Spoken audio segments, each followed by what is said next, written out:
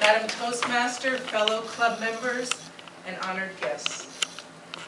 After our son, who's an only child, graduated from high school last year, he left home to traipse around the world.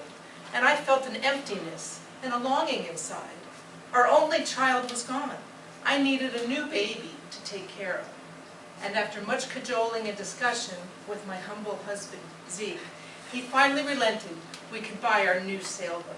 And since making that decision about 10 months ago, we have experienced the following 3 phases of boat ownership. Phase number 1, the search. Phase number 2, the repairs. And phase number 3, the first launch. Phase number 1, the search. Fortunately, I grew up in a boat family and spent almost every weekend and holiday of my childhood aboard our parents' sailboat.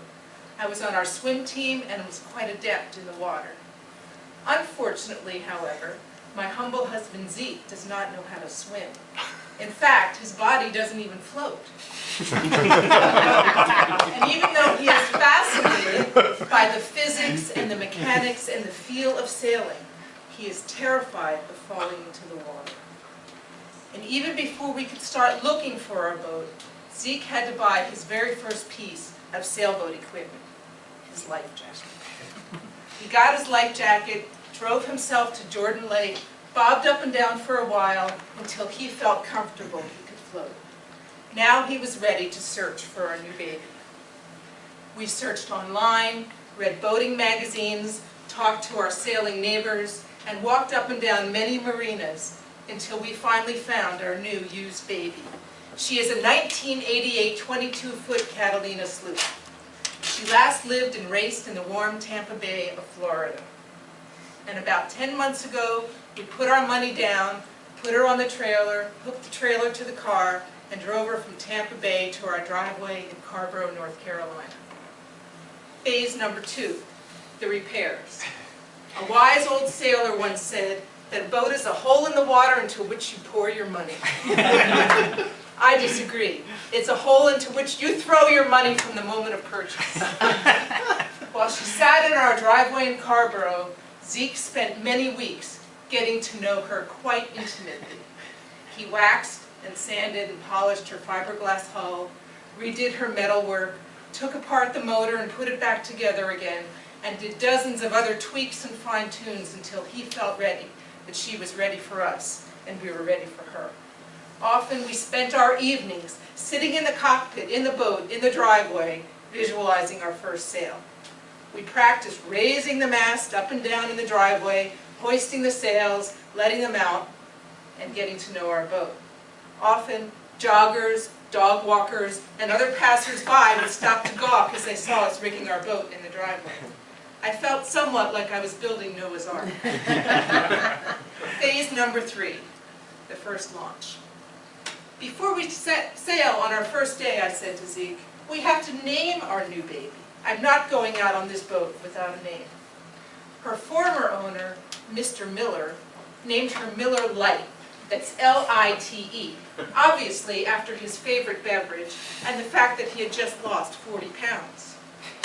This will not do, I said to Zeke. I will not name our boat after a brand of beer. We pondered dozens of names and asked our friends for their ideas. And our astute friend Abby came up with the perfect idea. She said, this is easy. Let's make it a combination of the two of you. Lisa is Jewish and Zeke is Italian. So let's name her the Kosher Cannoli.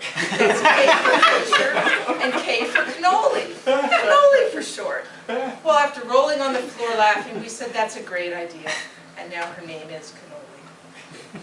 Our first sail on Jordan Lake started out exciting, turned into terrifying, and finally into a small disaster.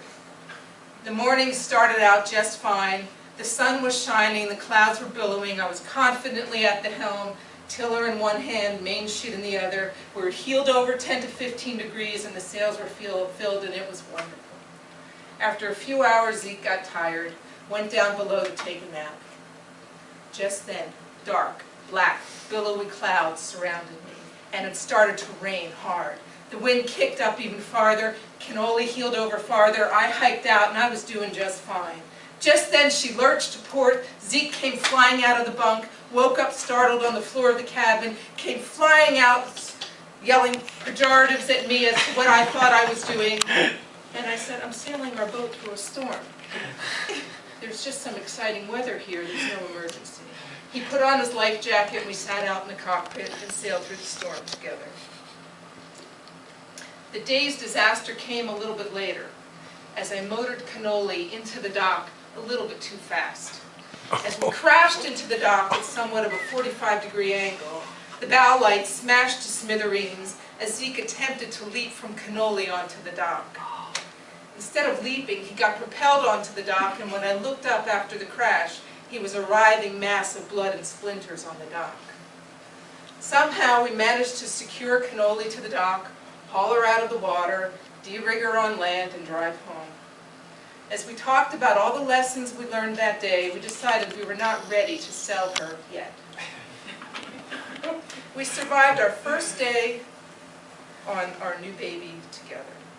And since then, we have enjoyed many weekends with ourselves and our friends aboard cannoli at Carr Lake.